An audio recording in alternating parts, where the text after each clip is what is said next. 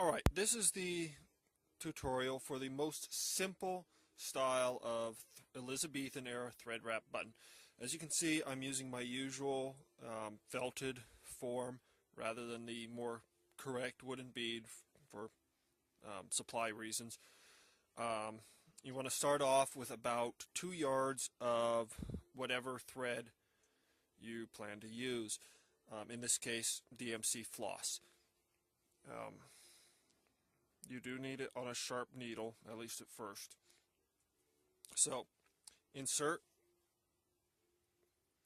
your needle, trying your best to get it dead center. If it isn't, you can get some issues with towards the end. Okay, and that's how I check. So, pull your thread through, leave a short tail. This will be cut off in a moment. Reinsert through the same hole.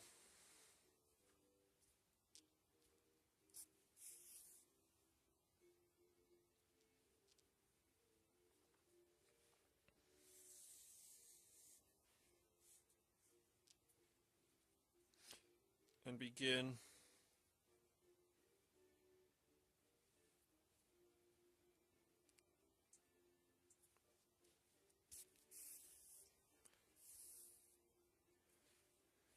forming the ribs. In this case, I'll probably go with 8 because of the button size and the thread size, but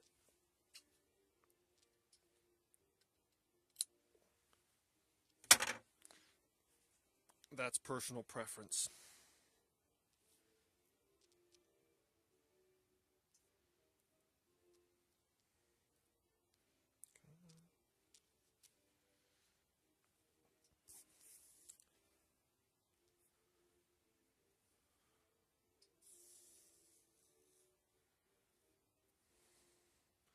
You do want to try to keep the ribs as close to equal distances apart as you possibly can.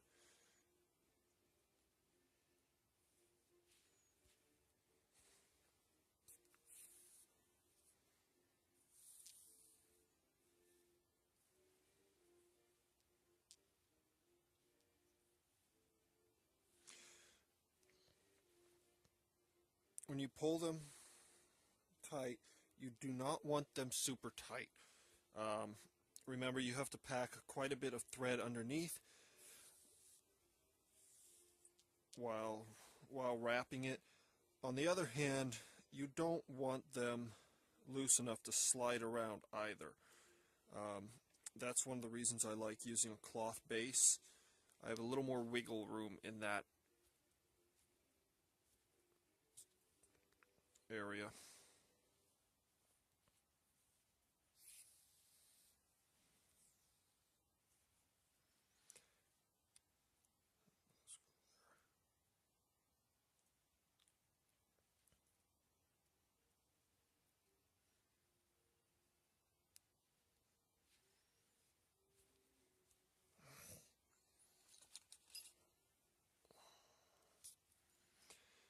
It's being stubborn.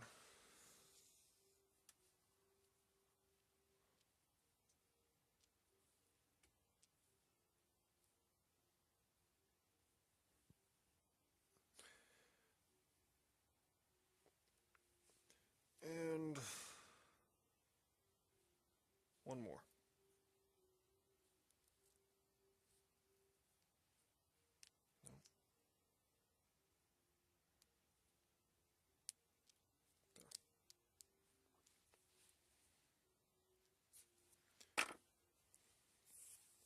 You can see that I'm using my thumb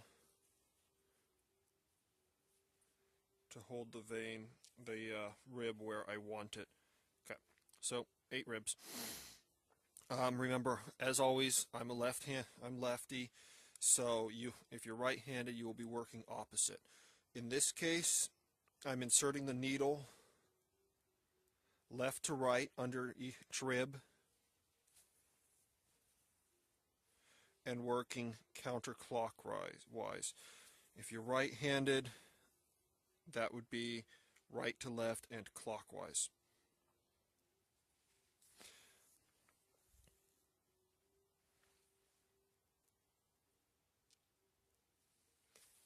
And that rib needs to move over slightly, so I'll tug that way.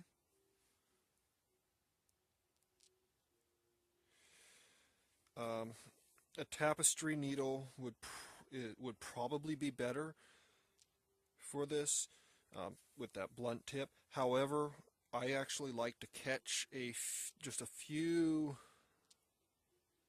hairs of the foundation, which helps me keep my threads in nice and tight and even. Basically, you're just going to go around and around and around.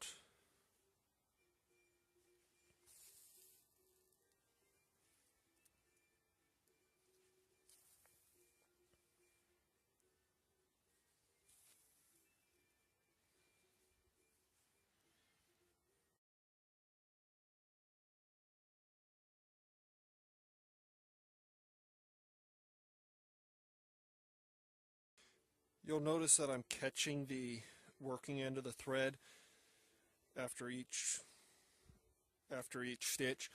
That just keeps it out of the way and pulls some tension and keeps it pulled up towards the last row of stitches.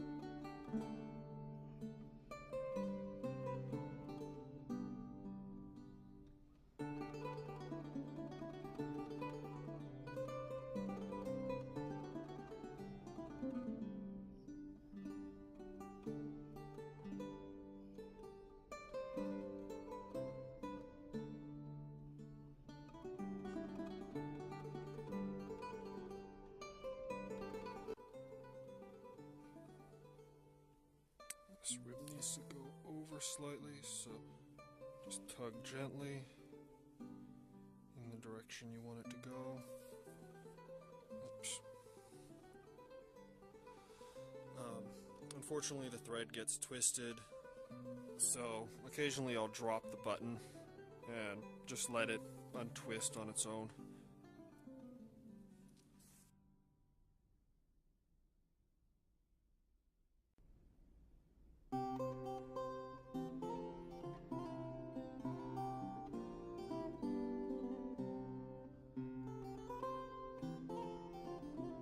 You could also certainly work this in a looser fashion so that there's wider gaps between each row, and put a cover your button base with a foundation with a layer of cloth.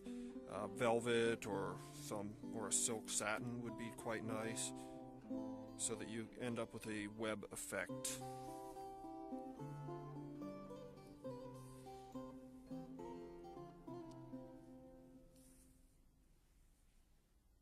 And let's pack that in.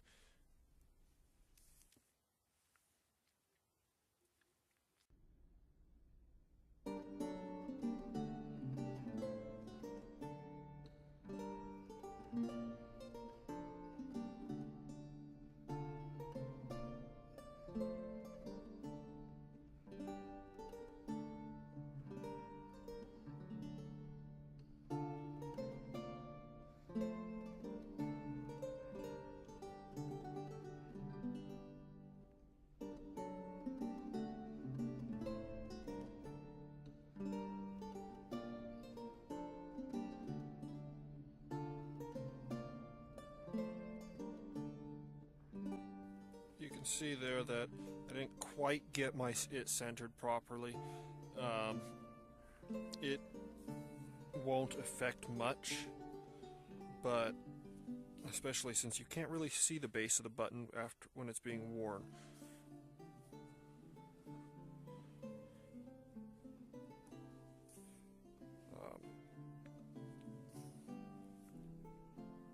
It just makes things a little more fiddly is all.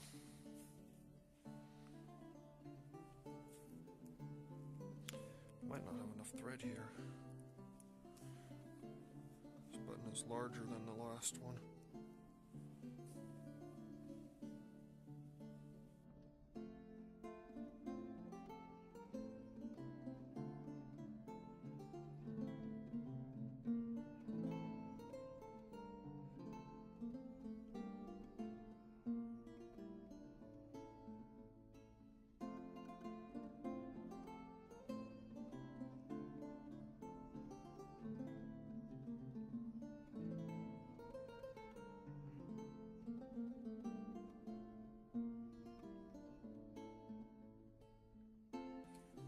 No, I do not have quite enough thread. So, I'll show you how to deal with that. Basically, you take your stitch, bury it, come out wherever.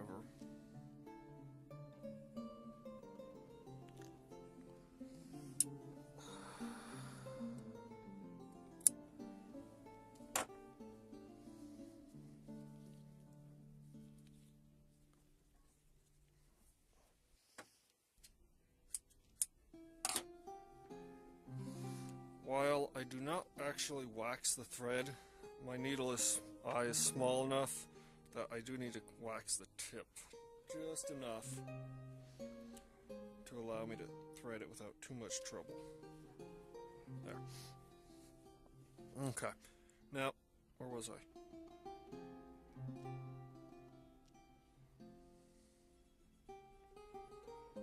Right there.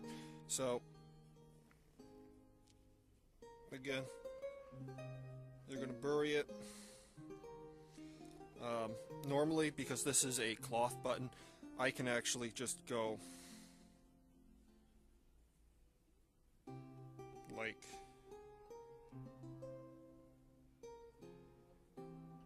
so. Pull it and just continue on your way.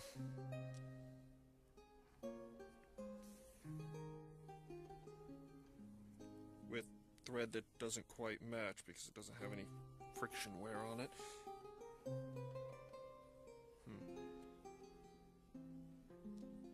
And I'll trim that tail in a second.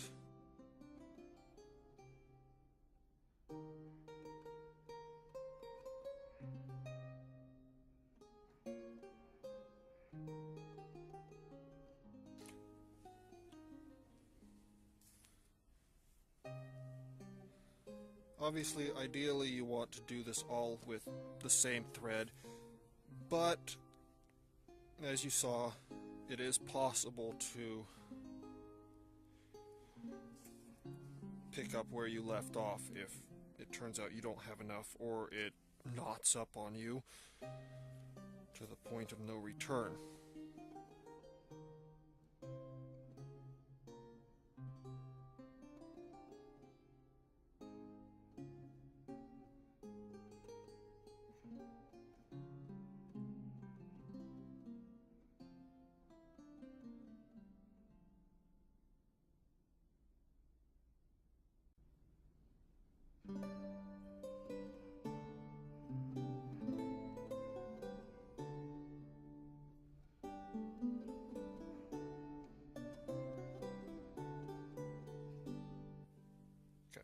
See what I mean about things getting uneven towards the bottom?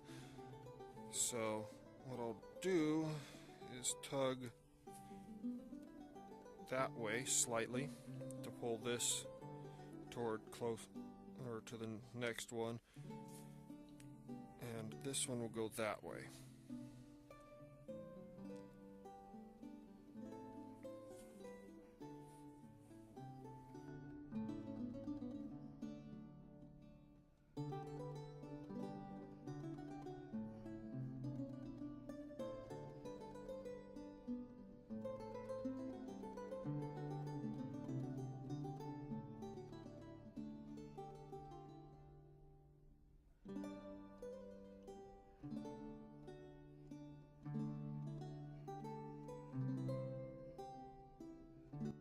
Almost there.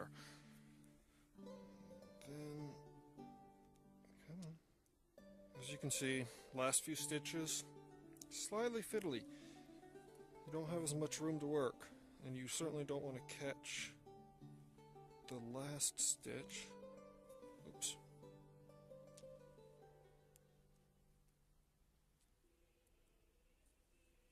There's one.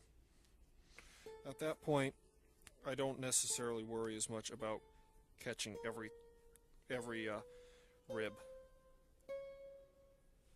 Okay, so now your button's covered. You need to anchor your thread. I typically take a half-inch buttonhole